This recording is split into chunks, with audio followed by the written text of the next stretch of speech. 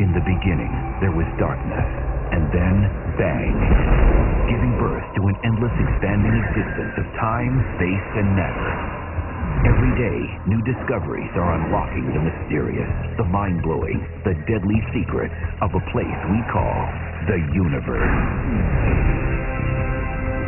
This cosmic world is unlike anything you've ever seen or learned about.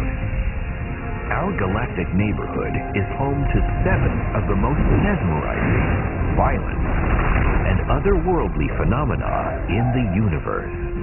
A stunning planet whose iconic rings contain mountain ranges that rival the Alps. A shimmering moon where massive geysers of water and ice spew from its surface. Scale a mega volcano.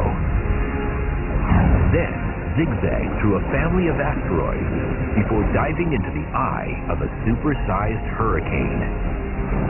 Experience the newest, most mind-blowing discoveries revolving around our sun as we venture in 3D to the 7 wonders of our solar system.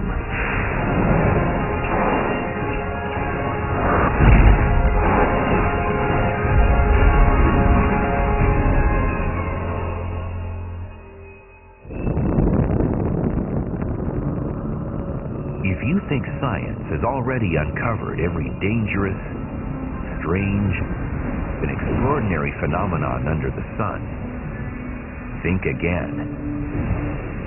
We are right now in the midst of the greatest era of space discovery. And many of the weird and wondrous things are happening right here in our own cosmic backyard. Our solar system is a really fantastic place. You know, we've now found other planetary systems, and we've not yet found anything quite like our solar system.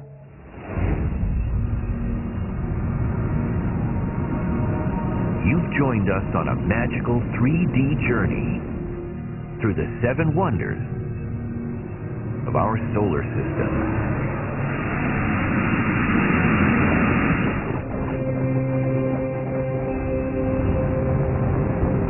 We first head for the orbit of Saturn. Number 7, Enceladus.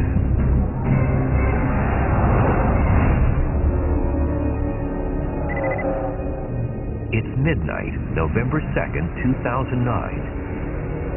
NASA's Cassini spacecraft orbits the planet Saturn. Its cameras capture something bizarre on one of its outer moons, named Enceladus.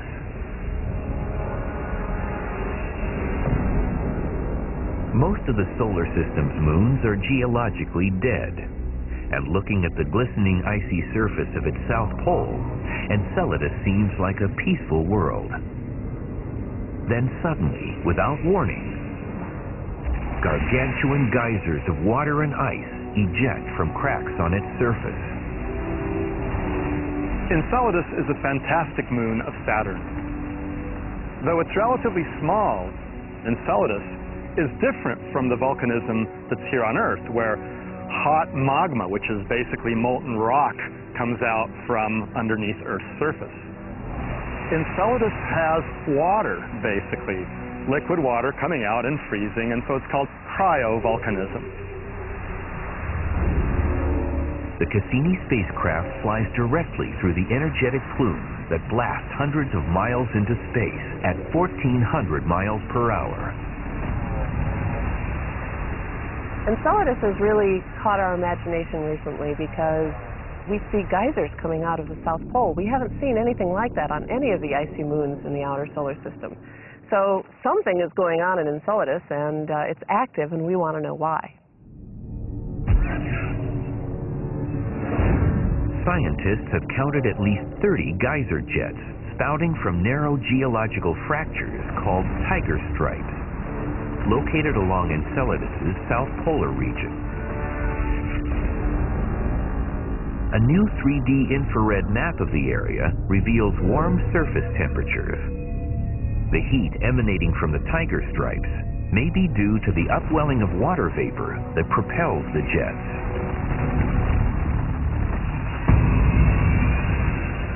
One of the few other places to witness this truly fascinating wonder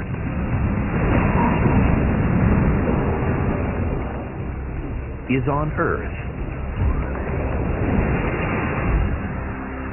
At a freshly groomed ski slope, or on a movie set. Wow, look at this snowmaking machine. It's like a geyser from Enceladus. All these ice particles and water droplets freeze when they encounter the outside air. And the expanding gases also help cool the droplets and freeze them. In the case of Enceladus, heated liquid water in a cauldron below the surface goes squirting out through some vents in the south polar region. And when that water comes out and encounters the cold surrounding space, it freezes, forming snowflakes and ice particles, much like the ones coming out of this snowmaking machine. So wow, I might as well be on Enceladus right now.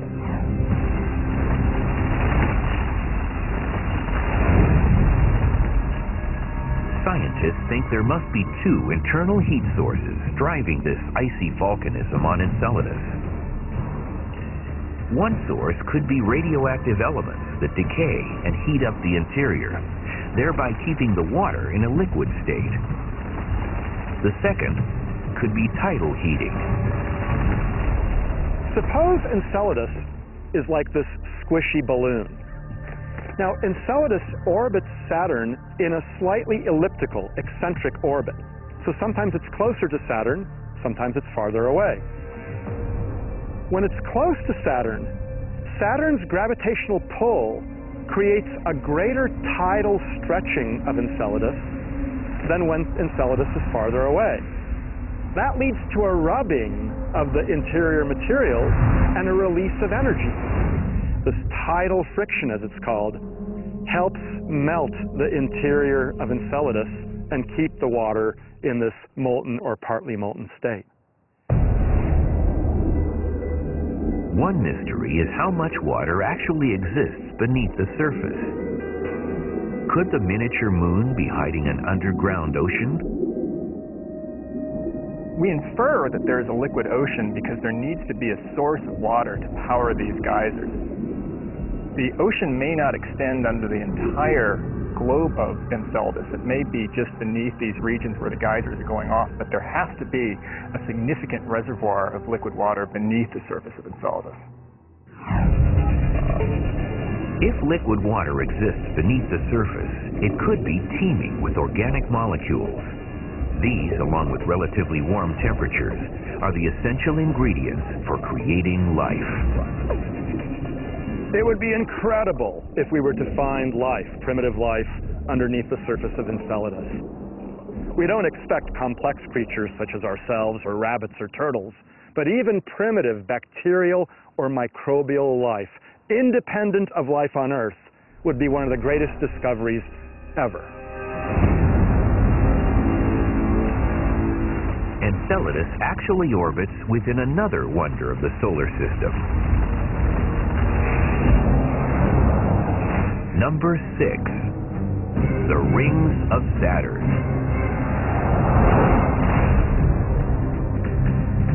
The rings, named in alphabetical order as they were discovered, are among the most dazzling sights in the sky. The Voyager spacecraft first visited Saturn quite a while ago. And now with the new images provided by Cassini, it's like putting on a pair of 3D glasses for the first time to be able to see with great detail what's inside Saturn's rings. Among the 7 main rings, it's estimated that the gaseous planet has thousands of ringlets comprised of 35 trillion tons of ice and dust, containing roughly 26 million times the amount of water on Earth. Yet their origin has eluded scientists for centuries. We really don't know their origin. They may consist of material that never had a chance to form into a moon because of gravitational influences of Saturn itself. Or maybe they're a moon that wandered too close to Saturn and got broken up, shattered by the tidal gravitational effects of Saturn. or possibly even a comet came in too close to Saturn and got tidally disrupted by Saturn's immense gravitational field. What's even more remarkable is that scientists have counted 62 moons embedded in Saturn's rings. New images indicate that these tiny satellites have taken the rings to new heights.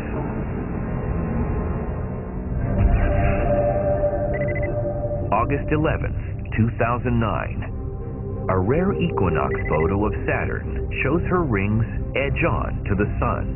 The image unveils a shocking fact.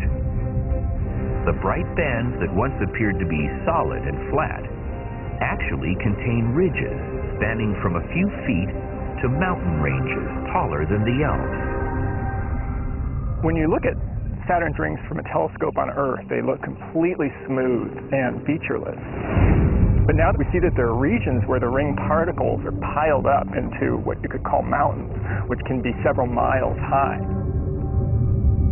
But how are these mile-high mountains formed? NASA's Cassini mission actually captured images of embedded moons sweeping through Saturn's rings, causing them to twist and ripple, creating ever-changing patterns. In Saturn's A ring, the outermost of the large bright rings, the moon Daphnis has carved a vertical peak, which is over 2.5 miles high. The moons are interacting with Saturn's rings in such a way as to either pull material slightly above the ring or below the ring as the moon goes round, because its orbit doesn't quite match that of the ring itself. The ring system surrounding Saturn is a spectacular sight. But on a neighboring planet, there's a very different scene, one almost too monstrous to believe. It's number 5 in our countdown of the 7 amazing wonders. A raging storm that's nearly 3 times the size of Earth.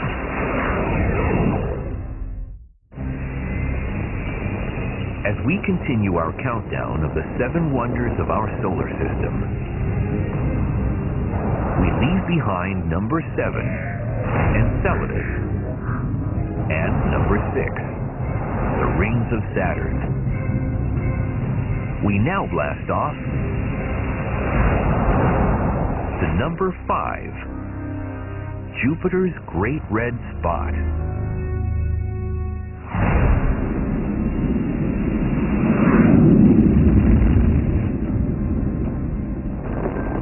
This mother of all storms is about 3 times the size of Earth. We don't know exactly how the red spot formed. It's been there as long as we've been looking, as far back as the 1650s. So it was there before we started really paying attention. The Great Red Spot is actually an ancient storm that's been spinning wildly for centuries. The supersized vortex towers 5 miles above the planet's cloud tops and dwarfs any storm system on Earth.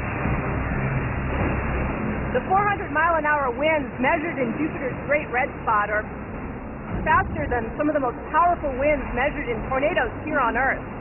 Yet tornadoes on Earth only last maybe a few tens of minutes, or at most a couple of hours, whereas Jupiter's Great Red Spot's been going strong for at least 400 years, and it's 3 times the size of Earth. Now that's one storm you don't want to get caught in. Most tropical storms in Earth's southern hemisphere spin clockwise as our planet rotates. But on Jupiter, the Great Red Spot follows an unearthly path. The Great Red Spot, which is in Jupiter's southern hemisphere, rotates counterclockwise. It's anticyclonic. And that's because it's a high-pressure system, unlike the low-pressure systems here on Earth associated with storms.